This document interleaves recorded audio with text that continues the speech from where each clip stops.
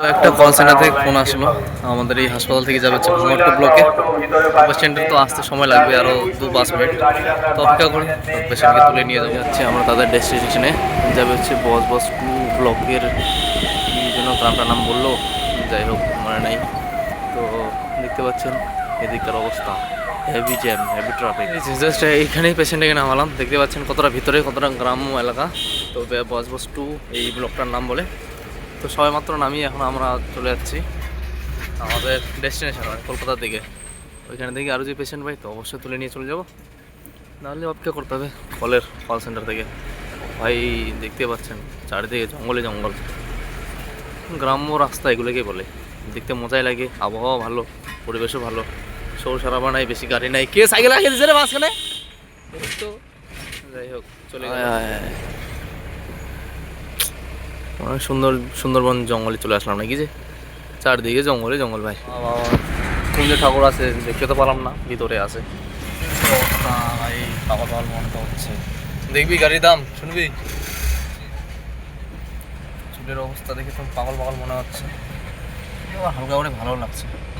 যাই হোক এখানে একটু দাঁড়ালাম, এখানে একটা ছোটো বাচ্চাদের গাড়ি দাম দর করতে হবে। 13,500 বাইকটা, তো বড় বাইকটার দাম হচ্ছে 13,000, আর গাড়িটা গাড়িটা 4-হুইলারটার দাম হচ্ছে 8,900। ছোটো বাচ্চাদের জন্য তো ঠিকই আছে, রিমোট কন্ট্রোল গাড়ি অবশ্য, চার্জিং সিস্টেম, 2 ঘন্টা চার্জ দিলে 2 ঘন্টা চলবে। তো এই বিষয় ভালো লাগলো, দেখি ভবিষ্যতে আমাদের বাচ্চা হলে হয়তো নিব, নাহলে নাই। ভাই আমরা তো হয়ে গেছি বড়, এখন এগুলো এখানে গাছ রোপণ করা হচ্ছে, কী বিভিন্ন গাছের প্লান্ট যাকে বলে না, শহরে এগুলো গাছ লাগানো থাকে বড় বড় বিল্ডিংয়ে। আর আজকের দিনে মনে হয় কোনো বিয়ের লগ্ন আছে নাকি জানি না, সব জায়গাতে দেখছি, এই যে সব জায়গাতে আশেপাশে বিয়ে হচ্ছে নাকি যে ভাই কে জানে। সামনে পিছনে অনেক দেখতেছি বিয়ের মণ্ডপ, কেন তেন আশেপাশে আসতেছে, এইখানেও হচ্ছে দেখো সামনে, এই যে গেল, আরও আছে সামনে অনেক জায়গায়। এই যে পারল আরেকটা, এই যে আরেকটা বিয়ে রে ভাই, মনে তো হচ্ছে না সত্যি করে ভাই। এদিকে হচ্ছে ঠাকুর, মন্দিরটার নাম যে কি সে তো জানি না, কিন্তু দেখতে পাচ্ছি ঠাকুর আছে এখানে, কার্তিক ঠাকুর। দেখে কি মনে হচ্ছে, উপরে ওং লেখা আছে, নিচে লেখা আছে বাবা বড় কাছাড়ি। দেখে মনে হচ্ছে যে আমরা কোনো মন্দিরে হয়তো প্রবেশ করছি, কিন্তু না, এটা অ্যাকচুয়ালি এমনি রুটের মধ্যে দিয়ে রেখে জোকা মেট্রো স্টেশন। তো ওইখানে ডাইরেক্ট যাবো হচ্ছে পিজিতে, এসএসকেমে, ওইখানে পেশেন্ট আছে বলে ফোন করেছিল, যার জন্য আমরা খুব রানিংয়ে যাচ্ছি। আর রাস্তার যে অবস্থা ভাই, গাড়ি এই যে পিজি হাসপাতাল চলে আসলাম, দেখি এখান থেকে পেশেন্টকে তুলে নিয়ে চলে যাব।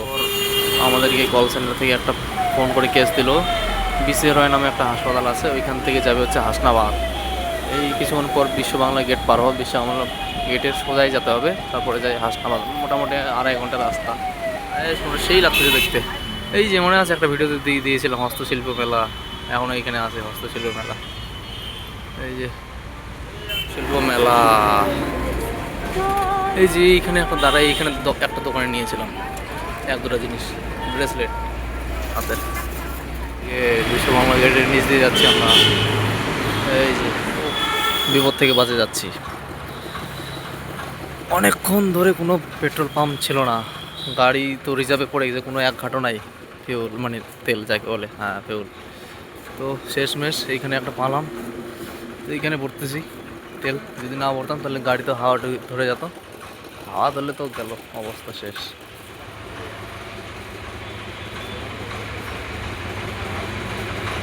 দেখ ঝাঁকি মারতে হবে নাকি, 5,286, বাবা